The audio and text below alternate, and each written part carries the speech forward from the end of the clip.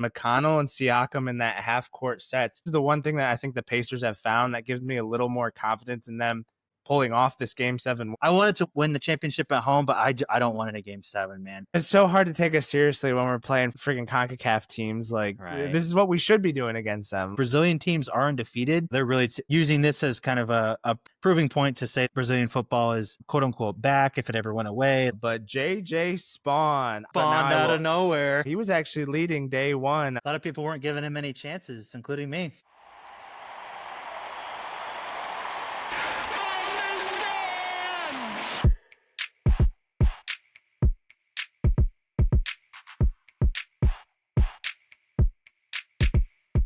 Welcome back, everybody, to another episode of the From the Stands podcast. We are back for episode number 68 of the From the Stands podcast. We're here on a Friday, June 20th. We decided to come at you on a Friday just because with the finals game that went on last night and everything. So we'll get into that in a little bit. And we're going to recap games 5 and 6 of what is turning out to be a really, really good finals.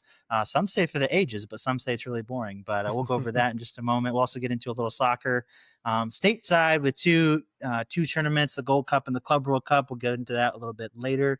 And then we'll round it out with a little golf talk as we've been trying to get into a little bit here. But yeah, not too much going on in our lives recently. I did play a little bit of golf today, so that was pretty fun.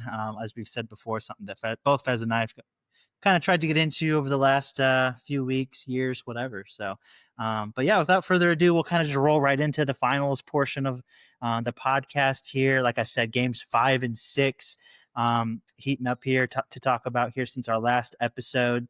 I guess I'll just throw it over to you, Fezzy boy. Game 5 here, a couple talking points here, a little 40 piece from J-Dub, kind of having his say for possible finals MVP. SGA also going for 30 though. TJ McConnell, big time contribution off the bench for the Pacers, but ultimately not enough. What say you about game 5 here with the Thunder coming out on top? Oh, I saw that performance. And I was like, dude, they're going to rattle off like the next 2 or 3 finals. But obviously we'll get into game 6, which everybody who's hopefully listened to this podcast has already seen and know how that went. But obviously since this comes out once a week, we kind of have to wrap a bunch of stuff into one podcast during the week. So, but game 4, I was just like, dude, that was really J-Dub's coming out party, man.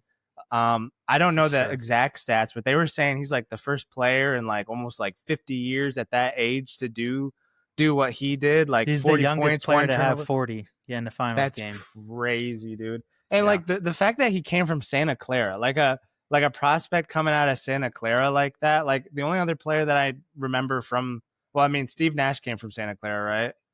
Was Steve Nash Santa Clara? I believe so. Yeah, it was a small. Right. He came from a small school, but I think Pods from Golden State came from Santa Clara as well, right? Yeah, I think so. Yeah, so they're like the only 3 players that I personally know of that have come from that school. But great game, not only by him, but obviously he was the focal point. But I think OKC had a really good game 5 for sure. Had a good game plan. Their defense again was just like a staple for them, turning the Pacers over a lot. At the end of that game, I felt like not that the Pacers gave it away. It was close at the end of the game. I think they got it within 2. Again, like you mentioned, we'll get into it a little bit later in this segment, but TJ McConnell was giving them problems there in that third quarter. And they got it within 2, and then just like 4 turnovers that felt like back-to-back that were kind of just backbreakers. Yeah, literally 4 turnovers in a row, which was beginning of the end. Yeah, and then it slipped away from there, but it was really OKC's game for sure. It was kind of just a hard night for the Pacers in general. Yeah, I basically agree with everything you're saying. Yeah, absolutely crazy game by Jalen Williams. He joins the likes of Nikola Jokic, Steph Curry, Giannis, LeBron, Kevin Durant, with other players that have scored 40 or more in a NBA Finals game. So very, very good company to be keeping there. And kind of like what you said, a little bit overlooked, I guess, coming out of college. Santa Clara, not a huge school, known for just churning out NBA prospects. But if there's one thing that the Thunder do well is they draft very well, and they're able to see talent even 2, 3, 4, 5 years before it really is able to blossom. So it's definitely something that you give our front office a lot of credit for. But yeah, huge game from him. He has, except for this last game, game 6, which we'll get into, um, he increased his point scored total every game in the finals. So obviously he was on a little bit of a heater there. SGA went for 30 in this one as well. When you get 70 plus points from two guys, you're going to be in a good spot to win for sure.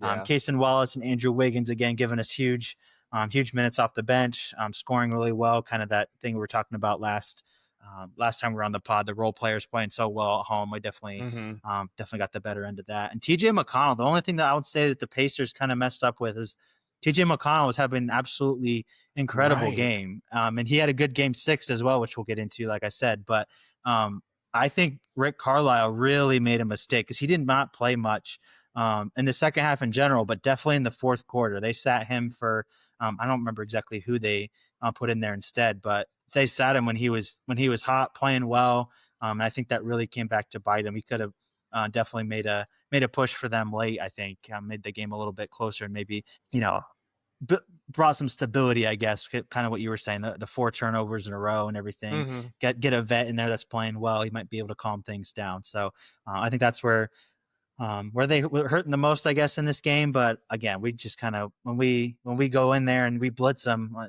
force some turnovers and everything, we're a tough team to beat. So yeah, we'll see how. I guess we did see how it kind of went over in game 6 after that. Struggle bus from the Thunder, absolute struggle bus from downtown, from mid range, from everything. Pacers kind of took this one from the beginning. And absolutely dominated us. They were down by 30 at halftime.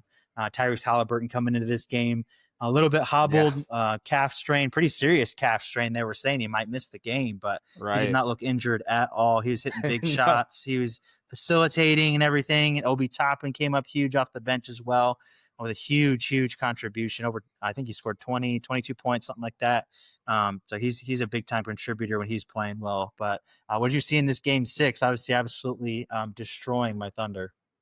Yeah, you guys kind of got blitzed there at the beginning, especially that huge second quarter, and then again just a massive third quarter. I think there was a run where it was like 36-9. The Pacers went on a scoring run against you guys, and it was kind of didn't look back from there. I think they kind of pulled the wool over everybody's eyes when it came to Halliburton's injury. Like, they were playing it up. They had the MRI. They didn't really say like what kind of grade strain it was. They were just like, oh, he's questionable, game time decision. And I feel like, and it was honestly smart. And it was probably Carlisle's idea to be like, this will make them have to like game plan multiple game plans. They don't know what they're going to get coming in.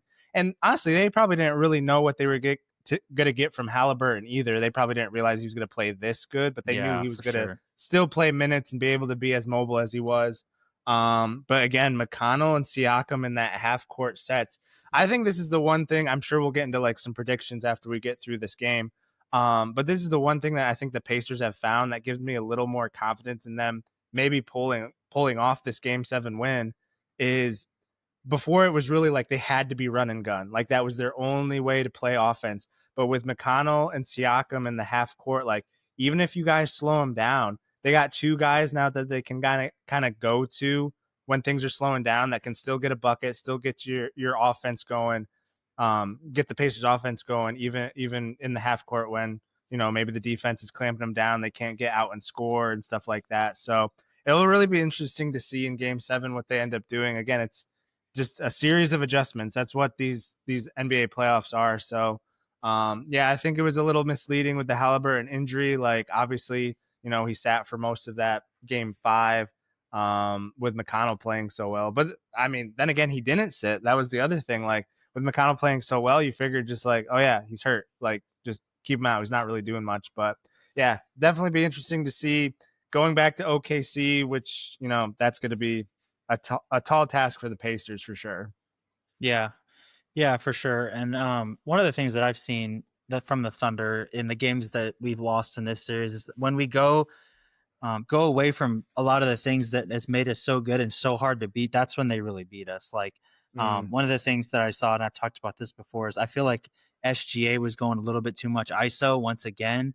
Um, just kind of forcing a play that wasn't really there when we really should be moving the mm, ball. There was a couple times where we had a couple fast breaks, and instead of either slowing it up or kind of moving the ball, a guy will dribble into like a crowd of players, ended mm, up turning it over, and that's not how we've played all season. That's not how we played in the playoffs, and that's not what got us to where we're at currently. So that's kind of just a really frustrating um, part of the game, I guess. When we go away from our game plan, that's when we get beat. So you just yeah, it's tough to see that, just because you think if we're playing the way that we are used to playing, then you'd think that they would win. But no, huge props to the Pacers. Obviously, they came to play. All their guys played with reckless abandon, nothing to lose.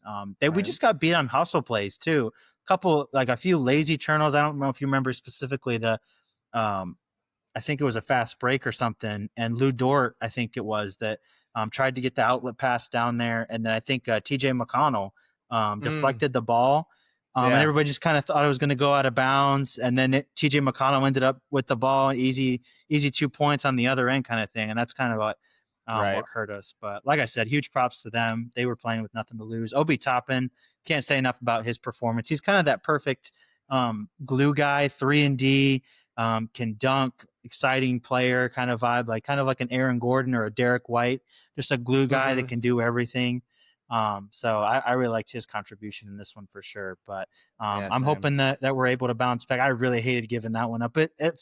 I wanted to win at home, win the championship at home, but I don't want it in Game 7, man. In Game 7, Yeah, anything can happen, and that just terrifies me. But we'll see. right. I still give us the upper hand going back home. Again, the role players play better at home, so um, Mm. I hope we get it done. I'm going to be not a happy camper if we lose to the freaking Pacers in the finals. So, Dude, but what yeah, how big of an upset would it be in your mind? Like, I I mean, because mean, if you look at the Pacers statistically, I think it's since like January 1st, they have the second best record only to yeah. the Oklahoma City Thunder. So like they're like 1-2 right there since January 1st.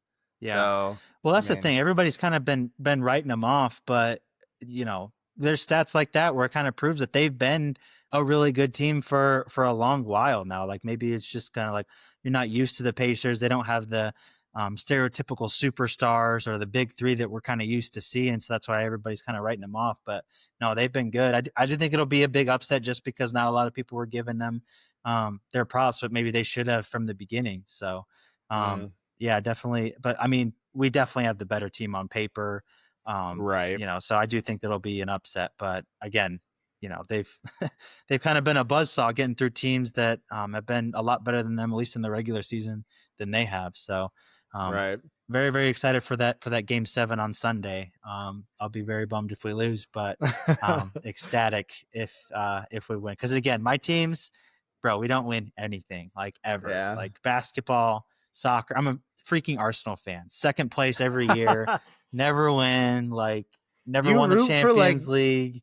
you root for like all these teams that are Mm, good until it yeah, matters. Like always second place. Like the Cowboys, like other than like last year, they rattled off like 12 win seasons, then get 3. like Yeah, bounced first playoff game, like yep. in like horrific fashion. Trust me, I Yeah, know. but Yeah, then you mentioned Arsenal, and now OKC, who hasn't won a championship since they were the freaking Seattle Sonics, bro. Like, yeah. oh man, And like we're tough. known for having, the 3 MVPs, that loaded roster, couldn't Yeah, get it man. done. Yeah, and like Arsenal, everybody always makes fun of us for being second. Cowboys, obviously everybody knows the stereotypes Yeah. around them. So it's a tough existence over here. But Why wild take or kind of question. I don't even know how to say this. I guess like kind of like I'm gonna present to you like, do you think if you guys lose, you guys are in the Kevin Durant sweepstakes? Like no. you guys got the assets. Like imagine him coming home, being the piece that puts OKC over the top. Like, would you No, want that or not? no, I don't want him. No? I don't want him. No. And if we were gonna go after a big star, we'd go after Giannis. We wouldn't go after KD. KD, Yeah, that's he's true. way older. You'd still be giving up a lot of assets. He wouldn't fit in as good because we have Jalen Williams at his spot, and we It's don't really true. need a stretch big like he's not a big, but a wing like that. I mean, Giannis would fit a lot better because we would just take Hartenstein. I would probably give him away in the trade anyway. And he'd Yeah. probably play with Chet more than likely.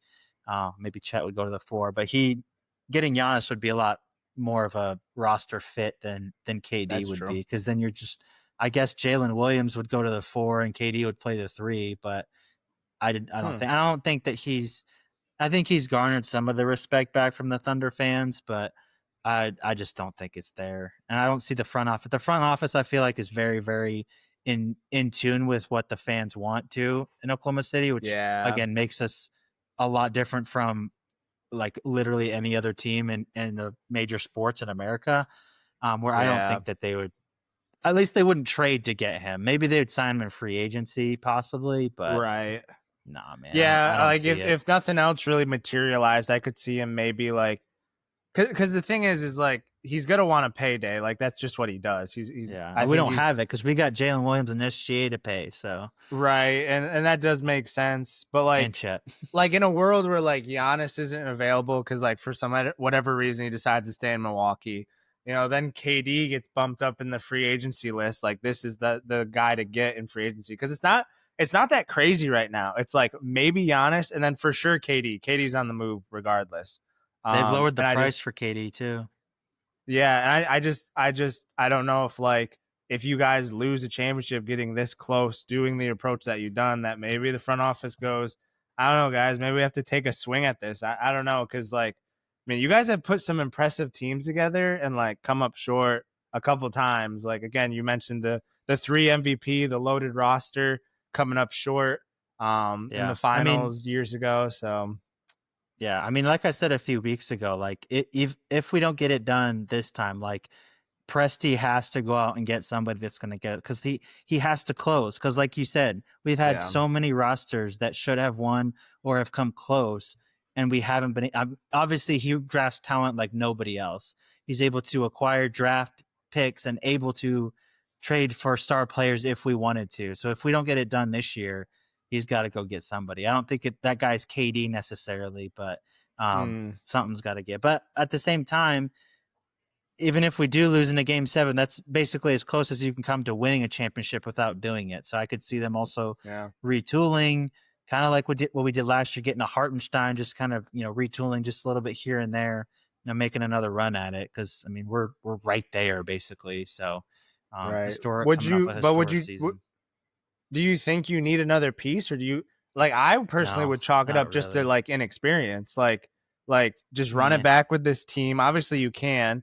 You might get rid of some older players. Get younger at some positions. Like I mean, you might move off like Lou Dort, but then you have like Wallace that can step in right behind him. So you got like pieces coming up behind older pieces.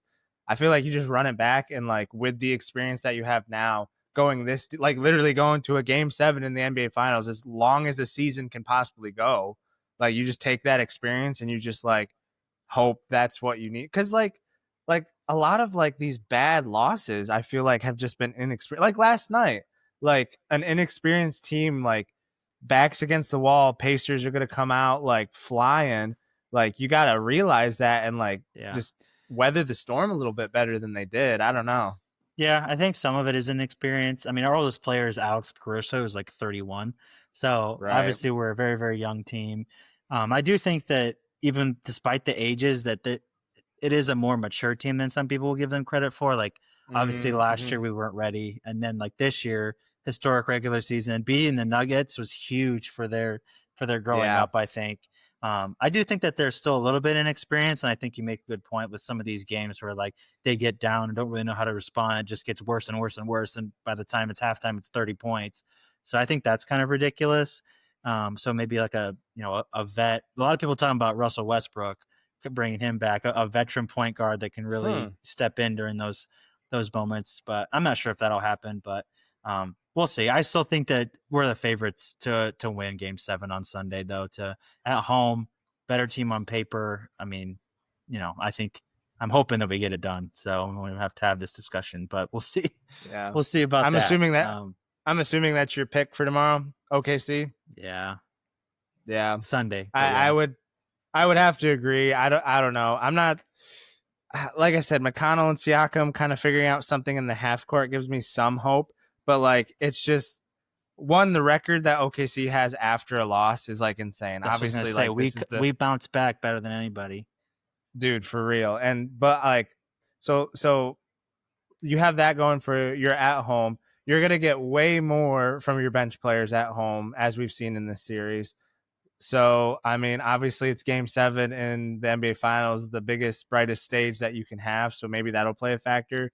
But I just feel like I can't bet against OKC coming off a loss, especially in that fashion. They're gonna come out firing at home, and all the momentum's just gonna be in their favor. We've been through a Game 7 against multiple time MVP, one of the best players and teams in the league too. So we've got that going for us. I think there's going to be a little bit of what the Pacers had in that nothing to lose kind of thing, come to play type vibe. So I think we get it done for sure. So but yeah, that'll kind of do it for the basketball portion of the podcast. Obviously, I am ecstatic for Game 7 on Sunday. Very excited for that. Hoping my Thunder come through. But without further ado, we'll move on to the soccer portion of the podcast here. We usually hop over the pond, but we'll keep it stateside for this portion coming up in just a moment. Like I said, keeping it stateside for a little Gold Cup and Club World Cup talk. A lot of games going on here stateside in the massive stadiums that we have over here now. A little bit of an attendance issue, which we'll get into in a little bit. But we're going to start off with the Gold Cup here. Haven't caught too many of these games just because a lot of the games are like Curacao and El Salvador and crap like that. So, I'm not saying that countries are crap, but not the greatest soccer, if you know what I mean here. So, but the U.S. and Mexico both taking care of business in their first two games. Mexico beating the Dominican Republic 3-2, which I believe the Dominican Republic, this is their first appearance in the Gold Cup, which is very exciting for them. I did actually watch a little bit of this game because it's like the opening game. I was pretty impressed with one of their players on the wing for Dominican Republic. But yeah, not too much to say about that one. Mexico getting it done 3-2. USA 5-0 winners against Trinidad and Tobago. That was their first win in 5 games, as we talked about last pod. 4 losses on the bounce for Pochettino. Righting the ship a little bit, even though it is Trinidad and Tobago, you expect to win that game. Basically 10 times out of 10 if you're the U.S. Canada also handling business against Honduras 6-0. Very impressive win for Jesse Marsh and the boys. Jamaica going down 1-0. Just talked about them because they were my dark horse. Huge upset to Guatemala. Mexico coming away with a 2-0 victory in their second game. U.S. scraping by Saudi Arabia. Didn't watch too much of that game at all, I will say, but I would want that to be a little bit more comfortable, even though I'm just kind of score watching here. Jamaica taking care of business against Guadeloupe. So that's a little bit of a kind of a recap into some of the games that maybe the casual or even the people that do care about the Gold Cup, kind of the bigger teams, are going into here. Costa Rica also playing very well with their 2 wins with Keylor Navas and company, making a little bit of a comeback into the national team here. But I know we haven't we said this off pod, but we haven't watched too much of this tournament. But U.S. getting dubs in their first 2 games. Dubs are dubs, even though they didn't maybe look as great in the second game. But what's your overall opinion of the game so far here stateside? Yeah, I've been impressed with Canada ever since they got Jesse Marsh. I feel like he's just doing an amazing job. It just makes me jealous that we just didn't sign him for the U.S. men's national team. He can say whatever he wants at this point because it's water under the bridge, but like he definitely wanted the job. He would have taken it if we offered it to him, but it just makes me. He's been on the record with some comments this last couple of weeks, right? Yeah, I was going to bring that up and kind of get your opinions on that. There's also a little controversy. I saw a little bit like a clip from Alexi Lawless's podcast, or no, it was Taylor Twelman's podcast, and he was talking about Jesse Marsh was like up in the box talking with like someone during the game. Like, Yeah, he was suspended for the first 2 games, actually. okay. But he was I'm like not really having sure like why, but conversation with people that he wasn't supposed to, like people that could actually like, he's relay under information, investigation, right? something like that. I'm kind Yeah, of bringing yeah, this up because yeah. I don't know the situation. I just saw that there was like controversy during that like 6-0 So, yeah, defeat I'm that not they sure had of all the or details, win. but I know that he was suspended. Not exactly sure why for the first 2 games, so he couldn't be down with the team. So he was up in the Okay. box. But yeah, like you were saying, he was under further investigation after serving game 1 of his suspension because he was relaying information, like you were said, to the wrong people or something Mm, to that degree. I'm not exactly sure on all the details. I probably need to do a little bit more research on that. interesting. But yeah, I'm not sure if he'll be back for the next game. I think like I said, it was 2 games, but I'm not sure with that investigation if he'll be good to come back. But his team is winning. Obviously, 6-0 is pretty comfortable. I don't know what he could have been saying that he needed to say when the team's winning 6-0, but yeah, Right. definitely a little bit of a sketchy thing there. Like you were saying, I do think that does want to, if the US came knocking again, it's the right time later in his career. I think he might jump at the chance, even though he's He's saying kind he of shut won't. that off though. He said he would never coach the US men's national team. Yeah, but I mean, he's why? kind of go ahead. He's probably, I don't know. I don't understand why you would say that unless he's really soured by the people that did him I feel wrong like when they interviewed for the job. well, we're also like a But laughing stock at this point. Like if you really yeah, we think really about it, are. like we signed this big. I mean, this is like up for interpretation, but like we signed this big time manager, like big I time for mean, us, yeah, anyways. yeah, Like big clubs. So Pochettino, and we give him all this money, and it's definitely been super rough. The last few games, like we came into the Gold Cup losing 4 in a row. Then we have all the controversy with Christian Pulisic kind of coming at the coach on another podcast, and then Pochettino coming back and saying, which I totally agree with Pochettino, but he's like, I'm not a mannequin. I signed here as the coach, so like what I say goes. I'm like, yeah, thank you. At least someone's saying it. But I don't know, like if that's gonna cause anything going on with the players or whatnot. But yeah, it's just I don't know, man. I'm glad to see us winning in the Gold Cup, kind of to reshift us back into the Gold Cup. Obviously the wins haven't been coming in like dominant fashion. I watched the tail end of the Saudi Arabia game. I'm just like, man, we left that really late against Saudi Arabia. Like, I get that it's like our BC team, but like we can't be looking like that, guys. Like, obviously come away with the 1-0 win, that puts us through to the knockout rounds, but like I would like to see us be a little Yeah, like we should be doing what Canada's doing. Like, in all reality, like with the talent that we have on this team, we should be doing a little bit more than what we're doing. yeah. I So mean, we it's did win the still first game 5-0, so that was positive. But you expect that, yeah, so but it's so hard to take us seriously when we're playing freaking CONCACAF teams. Like, right. this is what we should be doing against them. Our next game I is don't know. Haiti, so Yeah, doesn't get yeah. much better yet. So Always, it just made me laugh when you brought up like the Trinidad Tobago. You're like, that's the game we should be winning 10 out of 10 times. And I wanted to say, I didn't want to interrupt you during your intro of the segment, but I was just like in my head, I was like, yeah, except for that one time at 2018 when we 2018, we baby. did Yep, it. Uh, exactly. but anyways, It was funny that you said it because right as you were kind of ramping up to say that, I remembered that in my head. I was like, I was going to say that too.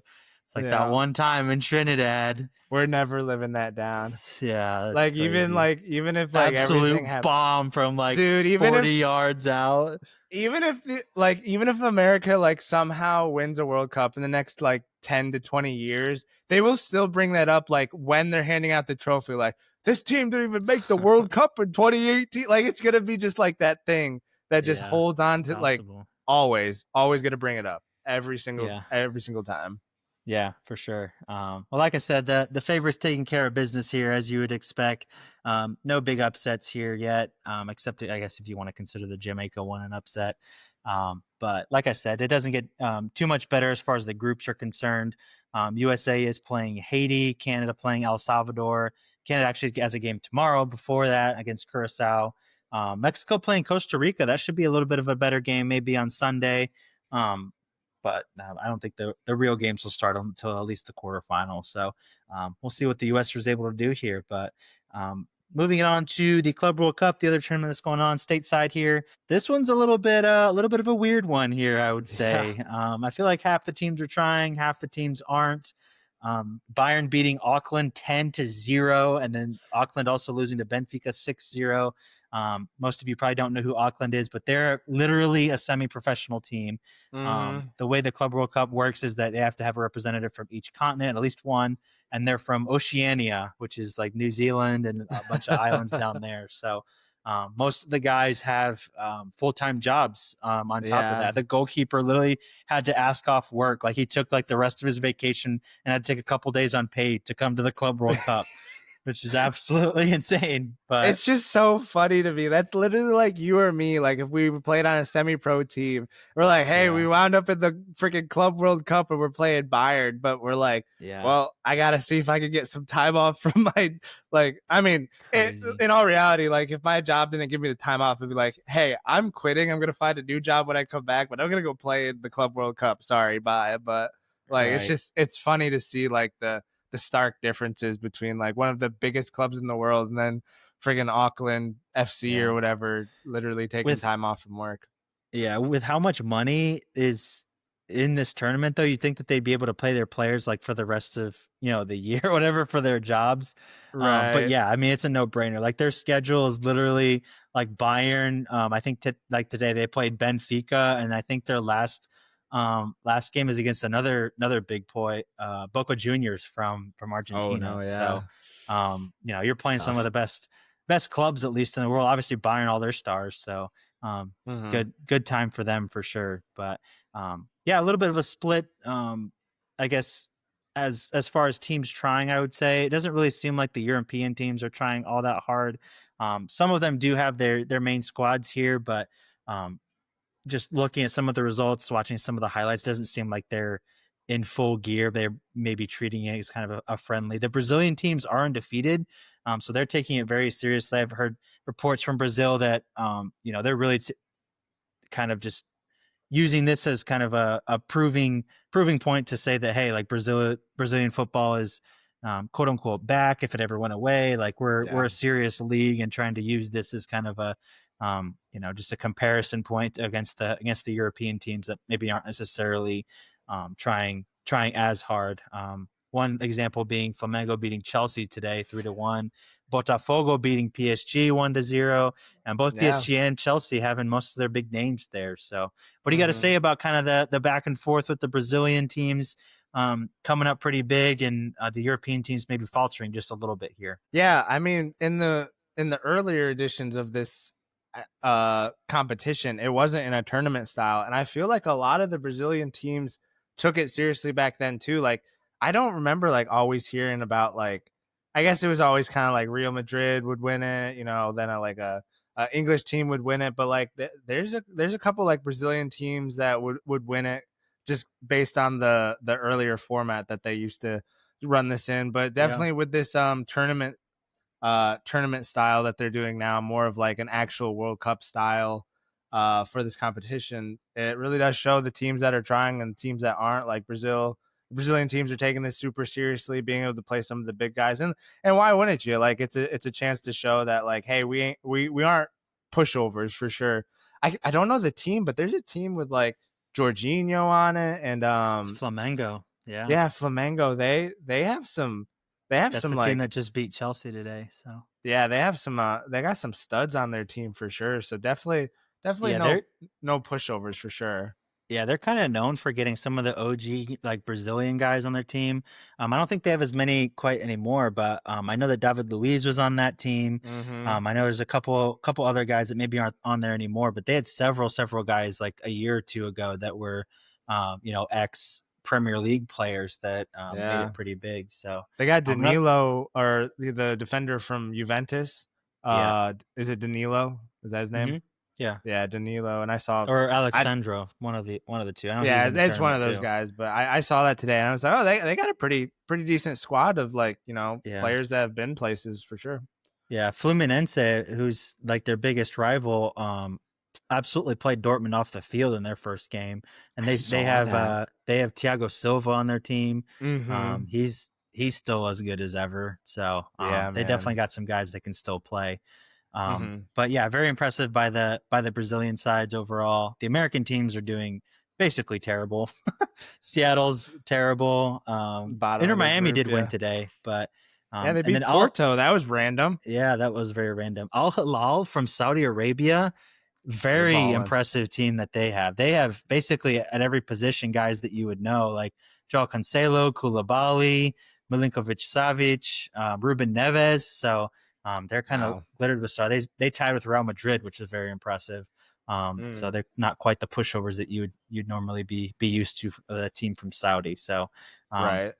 but yeah, that's kind of a little bit of a recap, I guess. But one of the main issues, and another thing that a lot of people have been making fun of the U.S. for, amongst all the normal things we usually get crap for, is just all the attendance issues that we've been having with really both of the tournaments, the Gold Cup and the Club World Cup. I think a lot of it has to do with the fact that obviously the games are going on in the middle of the day because they're trying to Yeah. cater a little bit to the European time zone as well, getting games on at night over there. But what do you think that a lot of the attendance issues are chalked up to? Is it just the time of day, general disinterest in the tournaments, which I think is legitimate in some of these with the clubs? Some of the clubs not even taking it seriously. But what do you kind of attribute some of these attendance issues with here stateside? I think it was just really like it was just a poor decision to just think that like, all right, we're gonna bring this competition that historically hasn't been like taken seriously in the past. And oh, by the way, we're gonna bring it to a country that doesn't really care about soccer. Like, yeah, it's growing, but like, we still like the majority it's NBA, NFL, even like NHL, like it's just all those sports are supreme. Like even MLB, like people show up for a baseball game, but they really just don't show up for soccer unless it's like, like a huge friendly between like a couple teams and it's like a one-off thing. Right. But like, I think attendance will pick up once you get into knockout stages. You kind of have more of like, the PSGs going against like maybe a Real Madrid. I don't know how the groups are going to shake up, but you're going to have games kind of that stature, I guess you could say. But like when you have like Auckland playing Bayern, like no one's going to turn up to that game. So like I think it was just a bit misleading and misguided by FIFA, just thinking that like, oh yeah, we're going to bring this competition, we're going to make it a tournament style, and we're going to do it in America. Like that'll be cool and exciting. There's a lot of people there, and it's like, yeah, but like no one really cares that much. Like, it's got to be like a one-off game. It has to be two big teams. It has to, and kind of like alluding to the reel you sent me today, that guy that like pulled up on Mendez from PSG, had no idea who the guy was. No idea that this is Yeah, it's literally crazy. the best left back in the world right now that just won the Champions League. And Yeah. that's what they're bringing that to America, to like a bunch of people who are like that. Like he can walk the street and nobody knows who he is, but if it was anywhere else, he wouldn't be able to walk that freely. He would be getting swarmed. So Yeah. I think it's just a combination of that. Just kind of like what were you thinking, FIFA? Like Yeah. Try. bringing, yeah, I don't know, just trying to bring the Club World Cup to a nation that doesn't really care about soccer at this point. Yeah. Yeah. It drives me nuts when I see those videos and they're literally brushing past like some of the best players in the world, some of the most famous, and they have Right. absolutely no clue who they're talking to. Like, are I you mean, famous? You Vitinha was look right like you're there in blah, the blah, blah. reel with him. I know. Like, you're literally talking to two of the most informed players in the world right now, coming off an historic season. And he's like, oh, yeah, you guys, man. what do you guys do? You look like you play sports. Like, I was like, You you're such must an be idiot, famous. bro. Like, Any other country in the world and they're getting swarmed. But like you yeah, were saying, I dude. think that's kind of why they like coming over here, some of the players, just because they can kind of wander around and be normal and no one recognizes Right. them. But Yeah. yeah, I kind of agree with what you're saying overall. I think it's also dumb to have two pretty big tournaments going on at the same time in the same country. Yeah. Like even the lovers of soccer, besides the obvious time issues that some of these games are going on, they kind of have to decide between the two. Like, are you going to go to a USMNT game, or are you going to go to like Man City and Al Hilal or whoever? So Mm-hmm. kind of got to make those decisions as well. And then kind of with the not being taken as seriously, some of the teams not sending their first squad can also be a little bit weird. But I also think it's just FIFA's obsession with putting some of these tournaments in the U.S. now, because that's kind of similar, not quite to Saudi's, level, but we provide the most money. We have, obviously beautiful stadiums to host things in. We pay a lot of money to host the competition and TV rights and all that. So I do think that's a big part of it for sure. And I know that Mm-hmm. Infantino is the president of FIFA is pretty, I guess, involved with American and trying to get as many tournaments and games over here. Like they were talking about La Liga games being hosted. It's like, what are we doing? Like that's Yeah. stupid. But So dumb. That's not gonna work. yeah, so I do think that's a little bit off putting, and that's besides the fact that I just don't think this Club World Cup is necessary. Like the Intercontinental Cup or whatever was before that was fine. Like you just send all the Champions League winners in like a little bit of a one-off tournament. I don't really get the appeal. Like there might be a few games in there, but I don't get the appeal as of right now unless they pull a Nations League vibe and start sending really really good teams there and everything. So, but yeah, that's a little bit of I guess into the frustration of the Club World Cup specifically. We'll see if the attendance and the interest in it get a little bit better over the next few games, maybe a little bit later in the tournament. I know the Gold Cup, probably the semifinals and final, depending on who's in there. Probably will include U.S., Mexico, Canada, or some kind of iteration of that. So we'll see if the attendance is kind of able to bump up there a little bit. But yeah, that'll kind of do it for the soccer portion of the podcast. Not too much going on. Not really any transfers going on either. Trent Alexander-Arnold making his debut for Real Madrid. That was pretty big. Florian Wirtz officially going to Liverpool. But yeah, not too much else going on except for these two big-ish tournaments going on stateside here. So we'll kind of keep up with that as they kind of turn on over the next couple of weeks, give you a little bit of an update into that. But yeah, without further ado, we'll get into the last segment here, talking about a little golf and the U.S. Open. So stay tuned for that. All right, this past weekend we watched a lot of, I guess you could say, rough golf being played at Oakmont. Definitely a very, very hard course. A lot of the big names struggling for sure. Bryson and a couple other big names didn't even make the cut at Oakmont. Surprisingly, Bryson winning the last U.S. Open that was played last year. But JJ Spaun, I did not know who this guy was, but now Spawned I out of will nowhere. out of nowhere, and I will always remember him now. He was actually leading day one. A lot of people were surprised that he was leading. He was playing like super well. I think he was like, what was it, like 4 or 5, maybe even 6 under, like surprisingly on Yeah. day one. A lot of people weren't giving him any chances, including me. I was like, Yeah, he'll probably go away, which he did same. technically, but then he He came back on did. Sunday. He So came out and bogeyed like the first 2 or 3. Like he was yeah, having a rough time. Granted, it did come out that how fitting on Father's Day when the championship round happened on Sunday. He was up at 3 in the morning because his daughter was sick, and he was at a CVS getting her some wow, medicine, I stuff did like see that. that. Yeah, So dude was pulled up to the U.S. Open like 4 hours of sleep, just dadding it up. I was like, dude, yeah. props to him, and obviously coming away with a giant win. I didn't pull away at the end. Mm. He needed birdie to finish it off to win. Otherwise, it would have gone to a playoff with McIntyre. What a way to Berries, finish, bro. berries. What was it, like a 60-foot putt, man, all the way? I think it was Kind of got a 45, but yeah, 45, 60. It was long. It was one of the. I remember I was sitting there watching. I was glued, man. I love this tournament. And one thing we didn't put in the doc that I'll bring up a little bit later. We both have opinions, like different opinions on how bad Oakmont was. So we'll kind of get into that in a little bit. But Barry's the long putt got a little bit of a break. Got to see Hovland's putt before him, yeah, that and was kind of got the huge, line. bro. Yeah. I After I think, I kind of thought he was gonna make it after that. I was like, these guys are yeah, too good. Like you give yeah, them a line, like I was like, because he could two putt it to win still, I think, or something like that. yeah, But or basically he just send it to a playoff. Yeah, send it to a playoff with a two putt and like called game, yeah. 45-foot putt, sinks it. JJ Spaun is your U.S. Open winner. What was your take right after? Like, what was your instant reaction after it happened? I know we were texting a little Yeah, bit back and forth. yeah. I mean, I was excited for him just because, I kind of like the guys that come out of nowhere. Like, Mm, they had a chart of his finishes in majors, absolutely horrid. Never got yeah, like a top 50 finish, and then he obviously comes yeah, out here. Obviously, I was happy for him. That last putt was incredible. I mean, 40, 45 feet. The amount of curve that he had to put on that, Dude. absolutely insane. But Yeah. like you said, I think he owes. I think he should.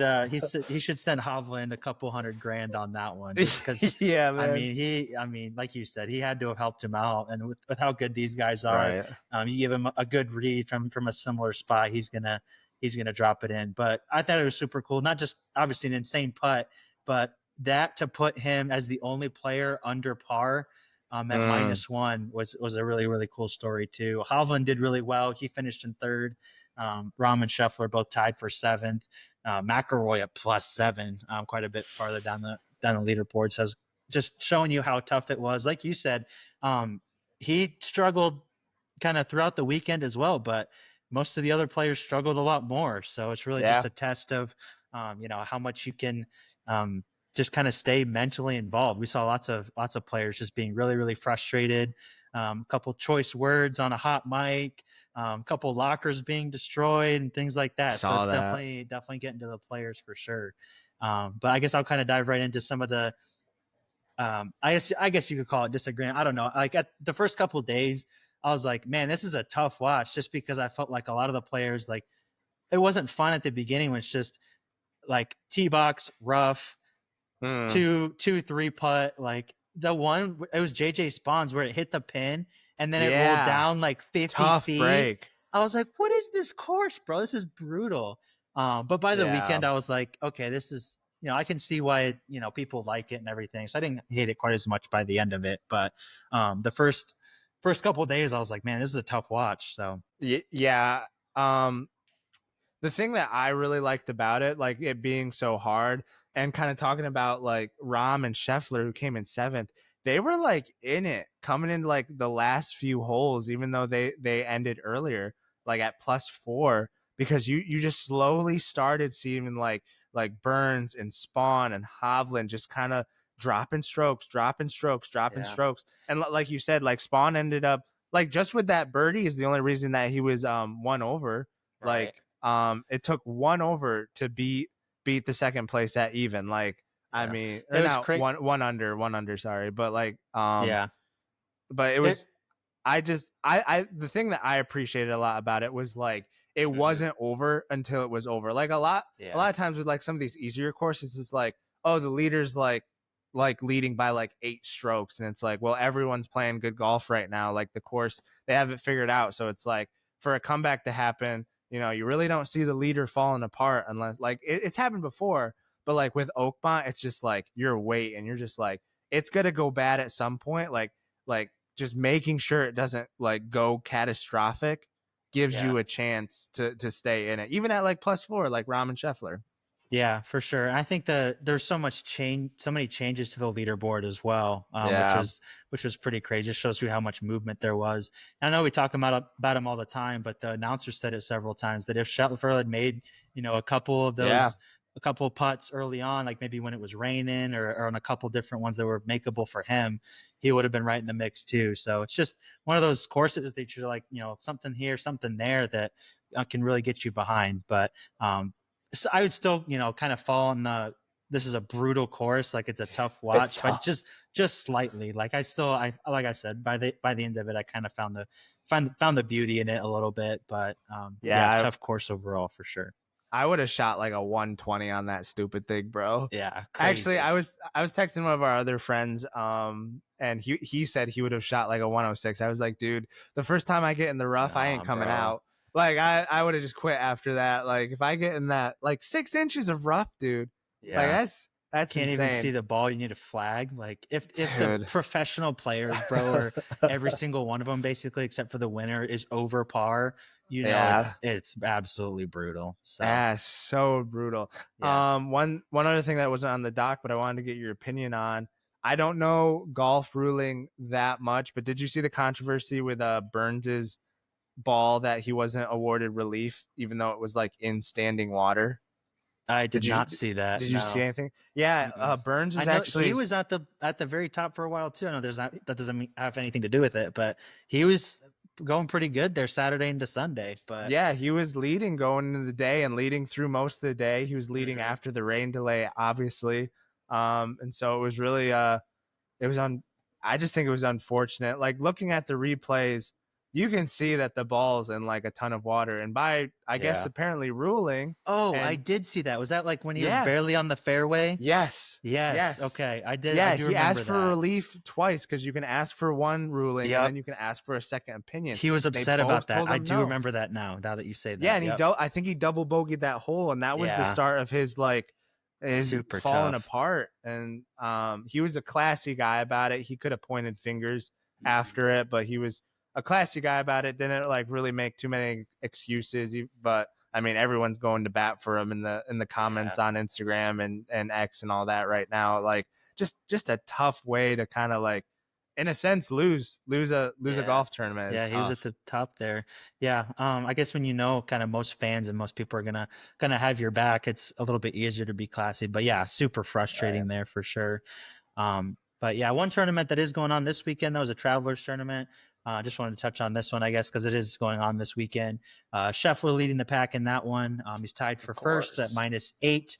I didn't watch too much of it. I watched Scheffler a little bit today. Obviously, a much easier golf course than Oakmont was, but he's looking to rebound with a couple other players here in a tournament that he won last year. So I don't know if you're planning on watching any this weekend at all, but again, just another tournament that looks like Scotty Scheffler has all the chances to win here. So I know we're both fans of Scotty Scheffler, so I just thought I'd throw that in here at the end. Yeah, absolutely. I definitely will have that tournament on. Like again, we're just slowly getting into this, so again, bear with us. Like I don't know what tournaments are coming very up. casual beginners, Total here. casuals right now. Like hopefully by the next I don't know, do they do it like, again, we're so stupid. Like they do like seasons, right? Like there's like a season, like the PGA like tour goes Again, on and they casual like here. have I think that there's like it's a like little bit like once fall comes around, they kind of go on a hiatus a little bit, but again, not sure. gotchas. I know that the last the US or the Open Championship is next month, I want to say. Yeah, that's coming So they up. all kind of happen here pretty quickly in like a 3-4 month span. So Gotchas. Okay. Yeah, but I'll definitely don't have quote that me on on. that I though. love yeah, don't quote us on any of this. We don't have our golf knowledge is not quite up to par, if you get what I'm saying. A little dad joke for you guys, but yeah, definitely gonna have that tournament on. Hopefully one of our favorites, Scotty Scheffler, comes away with a win. But with that being said, Sammy, that's a pod. That is a pod. All right. We appreciate you guys sticking with us on this Friday night. Hopefully, you guys enjoyed the podcast.